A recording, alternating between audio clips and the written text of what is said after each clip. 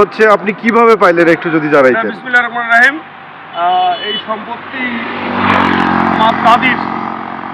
আমার দাদি মোসাম্মদ কসিরুন্নেসা 1 একর 6 শতক জমির উনি মালিক। এটা হলো 1962 সালের রেকর্ড আমার দাদির। আমার দাদি আমার বাবাকে 1967 সালে দলিল করে দিয়েছেন। এখান থেকে উনি দলিল করে দিলেন আমার বাবাকে, সেটা হচ্ছে এই যে এখানে দেখেন 53 শতক, অর্থাৎ 1 একর 106 শতক জমির মধ্যে 53 শতক জমি আমার দাদি আমার বাবাকে দিয়েছেন।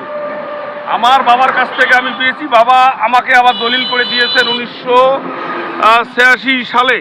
এই সেই দলিল, এই মূলে আমি এখন এটাকে ভোগদখল করতেছি।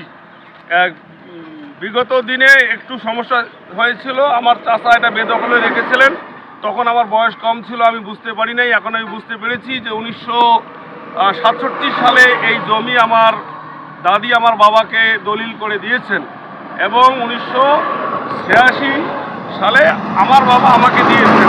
এই পৈতৃক সূত্রে এই জমির এখন মালিক আমি মোহাম্মদ আরিফউদ্দিন পিতামিত আফসারউদ্দিন মাস্টার। এইভাবে পেয়েছি, আপনারা দোয়া করবেন। ধন্যবাদ সবাইকে।